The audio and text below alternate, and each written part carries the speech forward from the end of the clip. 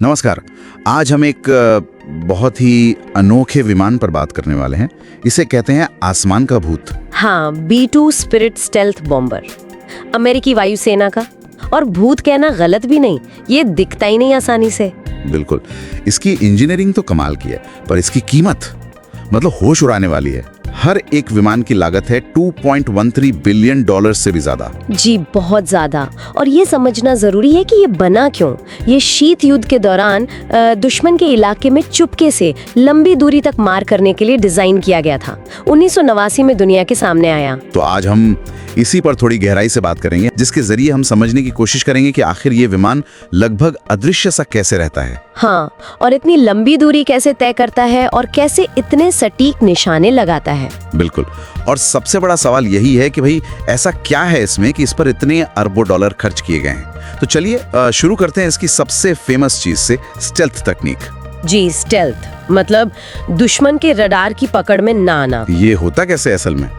इसके कह सकते हैं दो मुख्य कारण हैं।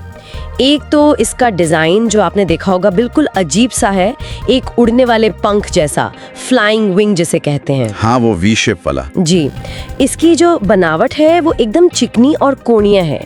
तो जब रडार की तरंगे इससे टकराती हैं तो वो सीधा वापस नहीं जाती, बल्कि इधर उधर बिखर जाती हैं। अच्छा, मतलब रडार तक सिग्नल वापस ही नहीं पहुंच पाता ठीक से। बिल्कुल। और दूसरा, इसकी पूरी बॉडी पर एक खास किस्म का मटेरियल लगाया गया है जो रडार तरंगों को सोख लेता है। सोख लेता है मतलब गायब कर देता है?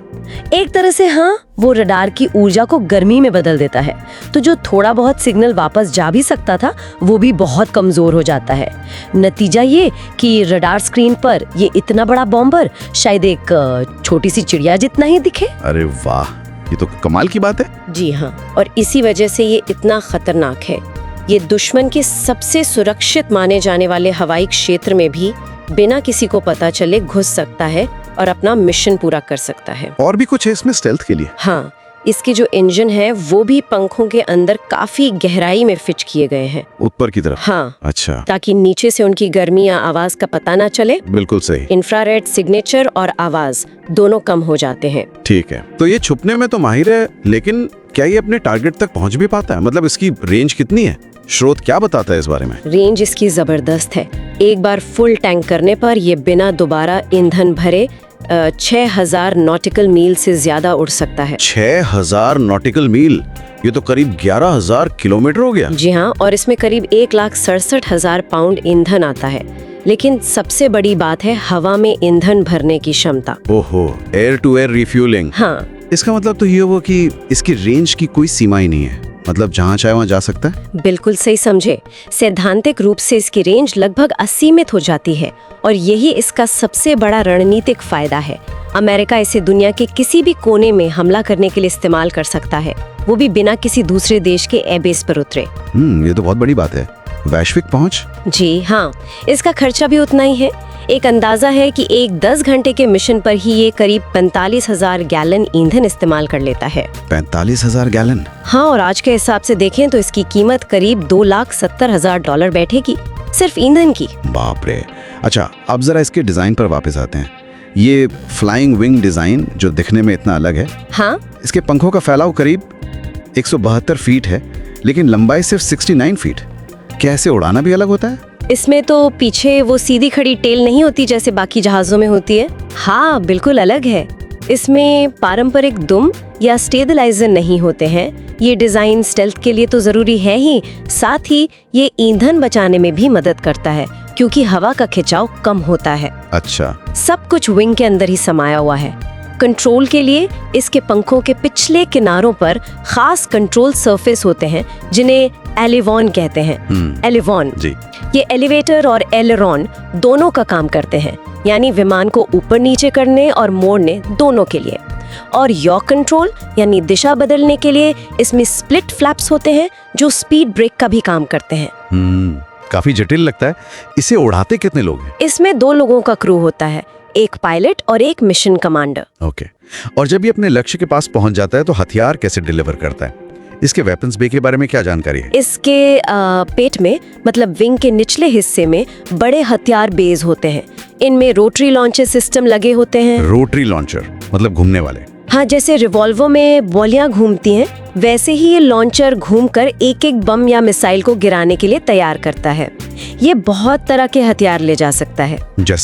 जैसे 500 पाउंड वाले छोटे बम ये 80 तक ले जा सकता है, या फिर बहुत बड़े 5000 पाउंड वाले बम वो 8 तक ले जा सकता है। इसके अलावा समुद्री बारूदी सुरंगें, स्टील्थ क्रूज मिसाइलें और हाँ, परमाणु हथियार भी। जी, लेकिन आजकल जो सबसे आम हथियार ये इस्तेमाल करता है वो है JDAM। ये क्या है? ये जीपीएस से गाइड होने वाले स्मार्ट बॉम्ब हैं, जॉइंट डायरेक्ट अटैक म्यूनिशन। अच्छा, स्मार्ट बॉम्ब। और सुनाइए, बहुत सटीक होते हैं। हाँ, बेहद सटीक। इनकी सबसे अच्छी बात ये है कि B2 को बम गिराने के लिए ठीक लक्ष्य के ऊपर से गुजरने की जरूरत नहीं पड़ती। अच्छा, तो फिर कैसे?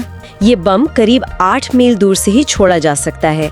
एक बार छोड़ने के बाद ये अपने GPS नेविगेशन सिस्टम का इस्तेमाल करके खुद ब खुद अपने टारगेट तक पहुंच जाता है, वो भी कुछ मीटर की सटीकता के साथ। अरे वाह, 8 मील दूर से। जी, इससे विमान दुश्मन की एयर डिफेंस की रेंज से काफी हद तक बाहर रह सकता है, जिससे उसके बचने की संभावना बढ़ जाती है। तो कुल मिलाकर देखें तो B2 स्पिरिट वाकई में स्टेल्थ, लंबी दूरी और घातक प्रिसिशन का एक अविश्वसनीय कॉम्बिनेशन है। हाँ, बिल्कुल। अब समझ आता है कि इसकी इतनी भारी कीमत क्यों है। ये इंजीनियरिंग का एक, क्या कहेंगे, नायाब नमूना है। निश्चित रूप से अपनी इन्हीं अनोखी क्षमताओं की वजह से ये अमेरिकी सेना के लिए एक अमूल्य संपत्ति है। ये वो काम कर सकता है जो शायद कोई दूसरा विमान सोच भी नहीं सकता। सही कहा। और जाते जाते एक सवाल श्रोताओं के लिए छोड़ जाते हैं, जो हमारे स्रोत से ही निकलता है। जरा सोचिए, इस तरह की जो अविश्वसनीय रूप से महंगी और एडवांस तकनीक है, इसका भविष्य क्या होगा? क्या हमेशा ऐसी क्षमताओं की भारी कीमत उनके सामरिक फायदों को सही ठहरा पाएगी, खासकर तब जब तकनीक इतनी तेजी से बदल रही है? सोचने वाली बात है ना? हाँ, बिल्कुल। ये एक अहम सवाल है।